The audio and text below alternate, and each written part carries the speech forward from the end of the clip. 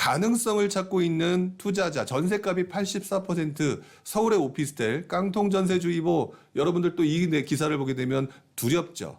깡통전세주의보.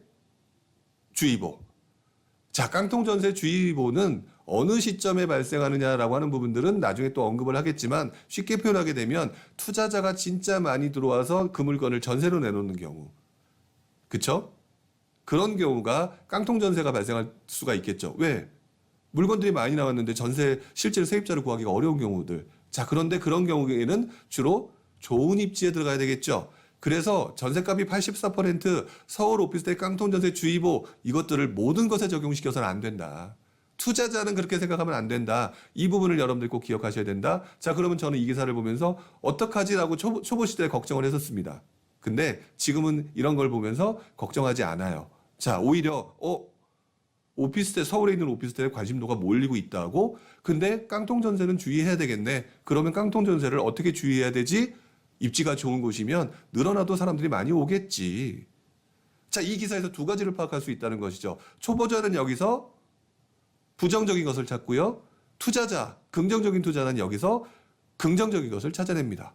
자, 그랬을 때 그런 부분을 생각하게 되면 지금 현재 좀 전에 보셨던 기사 기억나시죠? 서울의 경매 별로 분위기 안 좋습니다. 수도권에 2억 미만 주거시 더 인기가 있습니다. 소액으로 갑니다. 자, 그런데 오피스텔은 어떤 거나요? 역시 소액이죠. 그쵸? 자, 그렇다면 지금 분위기가 물 밑에서 소액으로 흘러가고 있다라는 부분을 알 수가 있는 거고요. 여기서 또 어떤 부분을 생각해야 되느냐? 다른 부분도 한번 찾아봅시다. 소액이라고 하는 부분이 맞는지 검증해 봐야 되겠죠. 밑에 기사를 보게 되면은요, 매매가보다 비싼 전세, 위에서도 전세 가격 84% 얘기가 나왔는데 밑에서도 비싼 전세. 자, 그래서 그러다 보니까 갭 투자의 성지, 노도강에서 강남으로 이동한다. 이상하죠. 노도강에서 강남으로 어떻게 이송하지? 강남이 더 비싼데 바로 이 내용이 위에서 말했던 오피스텔과 관련된 기사입니다.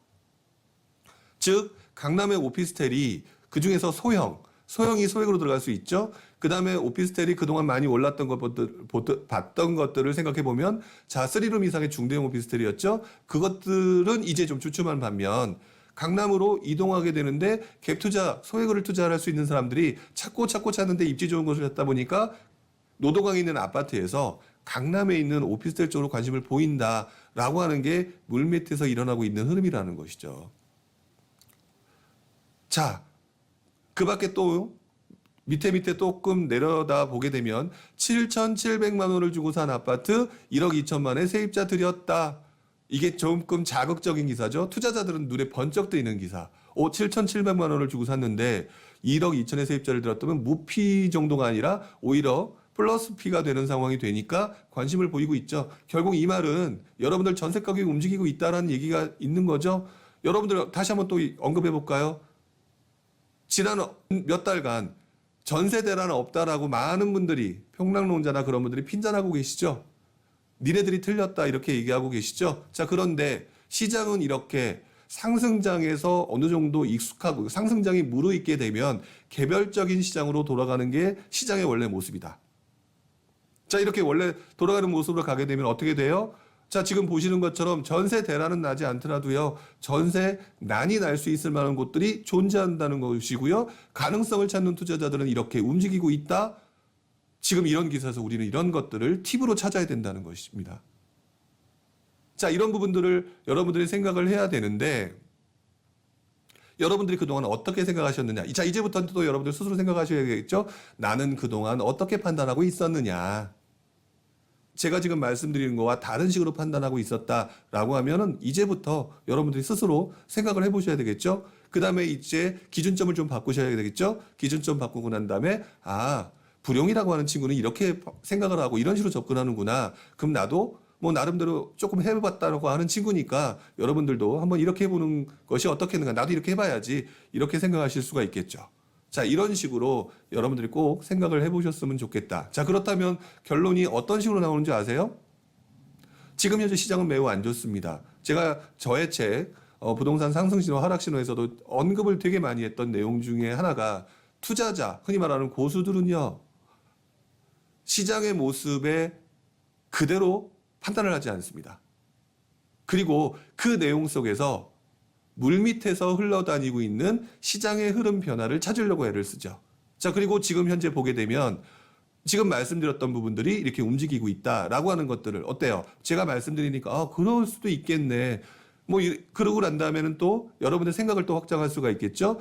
강남으로 이동 중이다라고 했는데 기사에 나오면 이미 올랐을 가능성이 높죠. 그러면 그 다음에 사람들이 또 다른 곳을 어떻게 찾을까? 그동안 내가 배웠던 것들이 부룡이가 항상 얘기했던 갯벌리기 갯묘기가 있다라고 한다면 또 한편으로는 그러면 판교라든지 입지가 좋은 마포라든지 이런 것들을 움직였을까?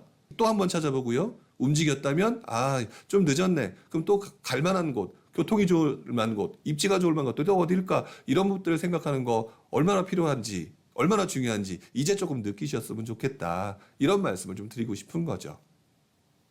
자, 이렇게 여러분들이 투자를 하는 데 있어서 그리고 방송을 제가 하는 데 있어서 제 목적은 여러분들한테 이렇게 시장을 볼 때는 눈에 보이는 것으로만 보는 게 아니라 물밑 흐름을 이해할 수 있으려고 노력을 좀 해야 된다라는 부분들을 말씀을 좀 드리고 싶고요. 단 한 가지 또 이 부분은 제가 원래 준비를 했던 기사는 아닌데 여러분들한테 미리 한 가지 조금 걱정되는 차원에서 언급을 해드린다면은요. 자, 이렇게 되게 되면 또 사람들은 심리가 또 쏠림 현상이 나타날 수가 있습니다. 자, 그래서 저 말고도 또 누군가가 이런 얘기를 합니다. 또 이러해서 또 한 사람이 얘기합니다. 두 사람, 세 사람 얘기합니다. 나름대로 전문가죠. 자, 그러면 여러분들이 생각하기 싫고 공부하기 싫고 판단하기 싫게 되면 그냥 그 말을 듣고 그냥 추격 매수를 하거나 또 그러는 경우들이 있겠죠. 그렇죠? 있겠죠. 자, 있게 되는 경우에는 어떤 현상이 나타나느냐? 또 여기서 과일이 나타날 수가 있습니다. 자, 그런데 한 가지 재밌는 내용이 이번에 816 대책 속에 나와 있었죠. 뭐냐면 도시형 생활주택을 지을 수 있는 게 아마 300채에서 500채까지 지을 수 있도록 바꾼다라고 하는 기사 내용이 있습니다. 자, 근데 도시형 생활주택 같은 경우가 이렇게 바뀌게 되면은 단기간에 공급이 올라갈 수가 있습니다. 자, 그렇게 되면 시간이 흘러서 그 물량들이 쏟아지게 되면 또 그 물건들에 대한 투자 효율이 떨어질 수가 있겠죠. 자, 그래서 지금 제가 말씀드리는 이 부분은 중장기 투자로 접근하실 만한 것은 좀 아닌 것 같다라고 하는 부분을 사전에 먼저 언급을 해드립니다. 왜 그러냐면 도시형 생활주택 그 안에 어떻게 보면은 소형이니까 또는 그 소형주택 같은 경우는 오피스텔 같은 경우가 단기적으로 공급들이 급격히 늘어날 수 있다. 그래서 이런 투자들 같은 경우는 항상 좀 조심해야 되고요. 자, 그런 경우에는 여러분들이 스스로 판단을 하셔야겠죠. 오피스텔도 괜찮고, 그 다음에 분명히 전세 가격이 오르는 것들도 있을 것이고요. 그렇죠? 자, 그런 것들을 경험을 해보시기를 바라고요. 그 중에서 여러분들한테 가장 효율적인 것들을 선택을 하시는 게 맞다. 그 효율적인 부분을 저희한테 물어보시면 여러분들의 실력이 늘지 않는다. 자, 구찌님, 왜 몰렸는지 이해가 잘 안 됩니다. 라고 얘기를 하시더라도 앞으로 이 방송 계속 들어보시면 제가 아마 반복해서 얘기를 할 겁니다. 제가 기사를 가지고 얘기를 하다 보니까 이 기사가 한번 나오는 시기에 굉장히 몰려서 나오는 경우가 상당히 많아요.